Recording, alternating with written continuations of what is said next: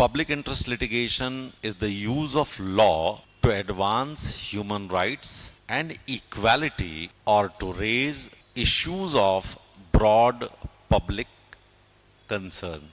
In Janata Dal versus S.H. Chaudhary, H.S. Chaudhary case, PIL was defined by the Supreme Court as enforcement of public or general interest in the court of law. अब देखो इसके 3 नाम और आते हैं, कभी confusion नहीं होना चाहिए आपको।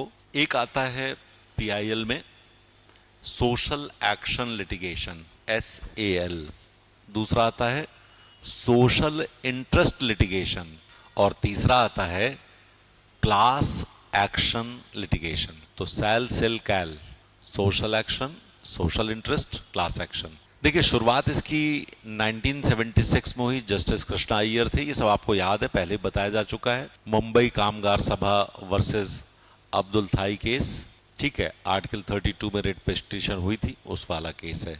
1979 फर्स्ट एवर रिपोर्टेड PIL, ये हुसैन आरा खातून वर्सेस स्टेट ऑफ बिहार, वो प्रिजनर्स और अंडर ट्रायल्स की कहानी आपको याद होगी, उसी पे था ये। 1981 a new movement of PIL started by Justice P.N. Bhagwati in SP Gupta versus Union of India case, और इसीलिए इनको फादर ऑफ PIL बोलते हैं। प्री के लिए स्टार्टेड बाय जस्टिस अय्यर, लेकिन फादर इनको बोलते हैं, ध्यान रखिएगा, ठीक है।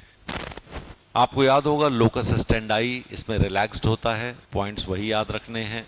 स्कोप जो तुमको दिख जाए, चाहे बॉन्डेड लेबर हो, चाइल्ड लेबर हो, एनवायरमेंटल पोल्यूशन हो, फूड एडल्ट्रेशन हो, जो तुम्हें नाम याद आ जाए सब में PIL लग सकती है। जो तुमको दिख रहा है गलत हो रहा है, सड़क टूटी हुई हो, पोल्यूशन बहुत बढ़ गया हो, ट्रैफिक खराब हो रहा हो, कहीं पर भी PIL लगा लो, सब लग जाएगा PIL, ठीक है ना। तो इस PIL का फायदा क्या हुआ? पहला, inexpensive legal remedy empowered the marginalized section of society to get appropriate justice, to get appropriate justice. ये बगधुआ मुक्ति मोर्चा का केस आपके सामने है 1984 का। Then sensitization towards cases of human rights, तो इसमें पब्लिक इश्यूज कितने सारे फंडामेंटल राइट्स और राइट्स के मिल जाते हैं। जैसे ओल्गा तेलिस वाला केस है वर्सेस बॉम्बे म्यूनिसिपल कॉरपोरेशन 85 का, इसमें जो स्लम ड्वेलर्स थे उनको खाली करवाने का केस था, रोका गया उसको, भाई उनके भी तो राइट्स हैं। Then promotion of social welfare, Unni Krishna वाला केस है 1993, जो right to education as a fundamental right change हुआ, राइट टू एजुकेशन एक्ट आया उसकी वजह से।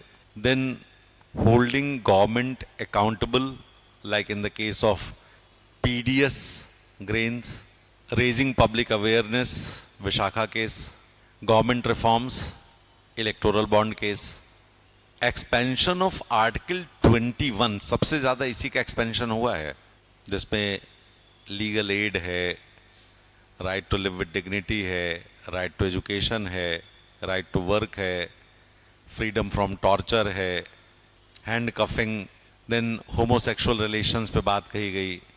इसके अलावा कई सारी जगहों पर ये काम करता है, जैसे जुडिशियल रिव्यू को हेल्प करता है, sense of responsibility amongst public authorities, better enjoyment of public fundamental rights, social justice, promotion of rule of law and transparency.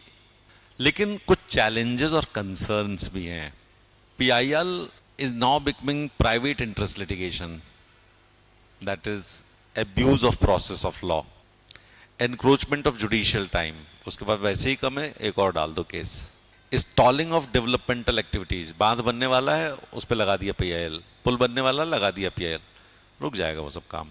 Creeping jurisdiction because it disrupts the constitutional equilibrium, जैसे liquor sale ban करने का अधिकार legislature को है, executive execute करेगा, लेकिन कर दिया जुडिशरी ने।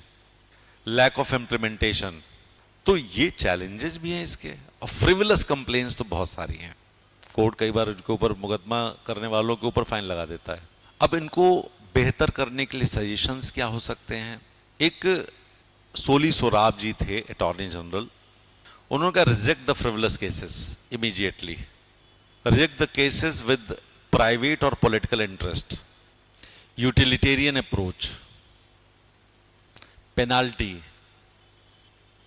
Prioritisation of PILs based on their social impact, जो फास्ट ट्रैक मैकेनिज्म में कर सकते हो, और monitoring and evaluation of PILs.